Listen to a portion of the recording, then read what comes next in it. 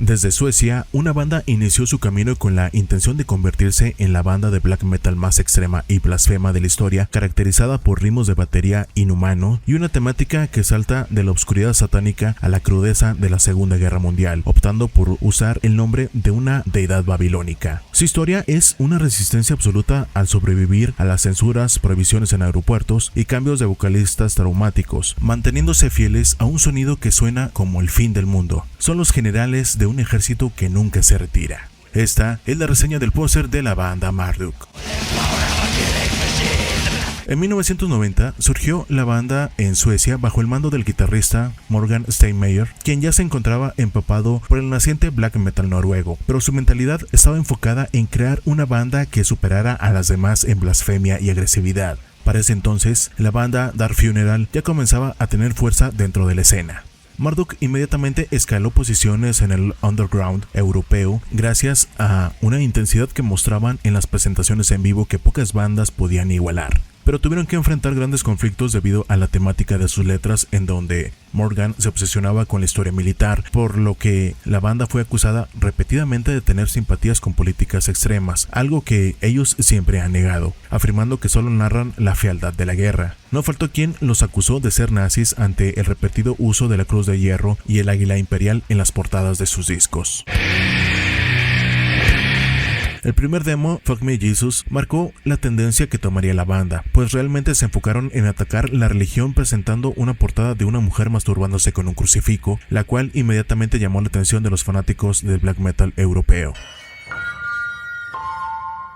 Fue en el año de 1992 cuando realmente nació la bestia, pues fue en ese año cuando se lanzó el disco debut Dark Endless, un álbum que todavía tenía influencias del death metal, pero con una lírica totalmente satánica. El tema de Eyes of Funeral destacó inmediatamente por marcar ese inicio oscuro, marcando la crudeza con la que irrumpieron, aunque la producción del disco suena muy rústica comparada con el muro de sonido que lograrían años después. Tras la promoción de este disco, el bajista Richard Clamp decidió dejar la banda, pero su salida fue clave para la incorporación de un segundo guitarrista y obviamente el bajista.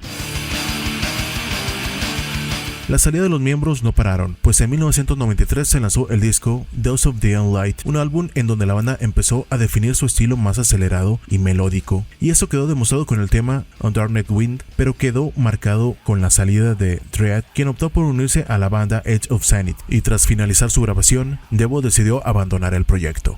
Para entonces, Marduk ya se encontraba en los reflectores y fue considerada para participar en festivales de black metal en Noruega, para después convertirse en teloneros de Immortal. En 1994, nuevamente ingresaron al estudio de grabación para preparar el disco Opus Nocturne, un disco donde nuevamente la velocidad fue la marca de esta producción, y con el tema Soulful Source terminaron por encontrar su estilo propio tras alejarse del sonido tradicional, pero fueron criticados al señalar que lo único que sabían hacer era tocar rápido. Una ruptura nuevamente marcó a la banda tras la gira de promoción, pues Goldberg decidió dejar la banda, y para la grabación del disco Heaven Shall Burn When We Heart It, Eric Haxted se incorporó como vocalista, cuya presencia escénica era imponente, aunque la banda empezó a tener problemas para tocar esos temas en vivo con la misma precisión que en el estudio. Para lanzar el disco Nightwing en 1997, Peter Tigran, guitarrista de Hypocrisy, se integró a Marduk. En este disco se enfocaron en la vida de Vlad el Empalador, y fue la primera producción que tenía una temática histórica mezclada con metal extremo, pero que generó críticas ante el sonido saturado de la batería. El sello de la velocidad nunca desapareció con Marduk, y esto nuevamente quedó marcado con el disco Panzer Division Marduk, un álbum enfocado en la guerra y que no tiene un solo segundo de descanso. La canción que le da nombre al disco es un himno del black metal de guerra, convirtiéndose en un clásico instantáneo por su brutalidad, pero muchos sintieron que la banda ya no podía llegar a ser más rápida tocando un techo creativo. Esto quedó demostrado en el año 2001 con el disco La Grand Dance Macabre, un disco que bajó un poco la velocidad para enfocarse en temas más pesados y lúgubres sobre la muerte. El tema Azrael destacó con la variedad que intentaron meter, pero los fanáticos comenzaron a criticar esta producción al sentir que el disco era demasiado lento. Al año siguiente, el baterista Fredrik Andersson, uno de los pilares que marcaba la rapidez de la banda, decidió abandonarlos.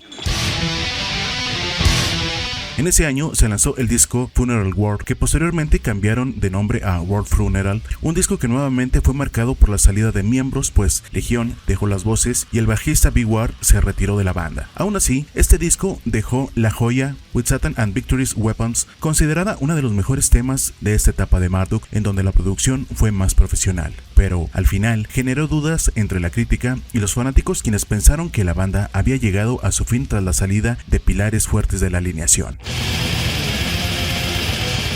Sin embargo, en el 2005 comenzó una nueva era con el disco Plague Angel, presentando a Daniel Mortus en las voces. Este disco trata sobre la peste, la religión y el sufrimiento. El tema de Hyman and Park destaca por la voz podrida y asfixiante de Mortus, recuperando a la banda una obscuridad que parecía perdida, a pesar de que a algunos fanáticos les costó aceptar el cambio de voz. En la gira de presentación, el baterista Emil Draguntinovich se rompió el brazo en una pelea y parte de la gira debió de ser cancelada, pero en ese mismo año tuvo su presentación en el Weekend Open Air, en donde celebraron su 15 aniversario.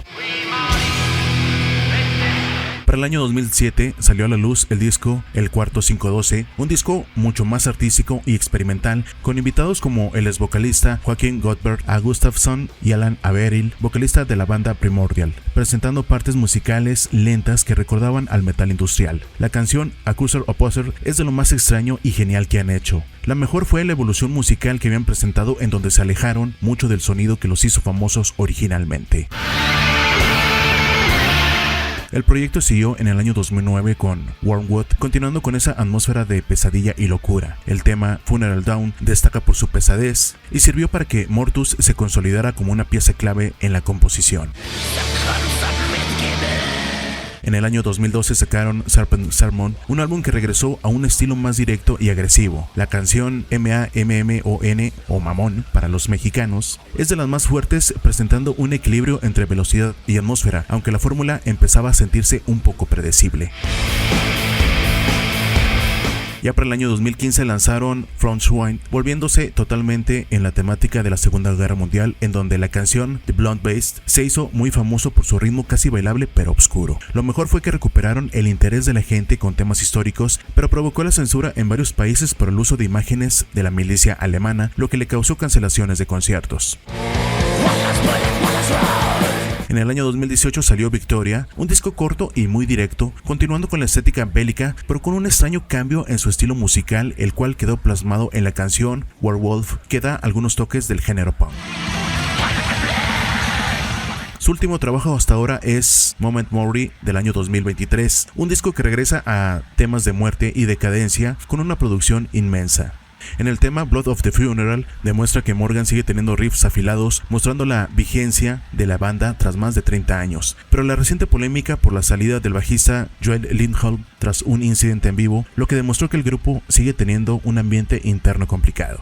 La mayor polémica de Marduk siempre ha sido su supuesta ideología. Ha sido acusado repetidamente de tener simpatías extremistas nazis por sus letras de guerra, algo que la banda siempre ha negado, afirmando que solo les interesa la historia y la blasfemia. Sus detractores los tachan de ser una banda de un solo truco, la velocidad, mientras que sus defensores alaban su constancia. Marduk es amado por el público que busca el black metal más agresivo y profesional, y es respetado por la industria por ser una de las bandas más trabajadoras que nunca han dejado de girar. Es el recordatorio de que el metal extremo puede ser una fuerza imparable si se mantiene la disciplina. Su legado es haber puesto a Suecia en el mapa del black metal más violento, creando un refugio para quienes buscan música sin compromisos ni adornos innecesarios.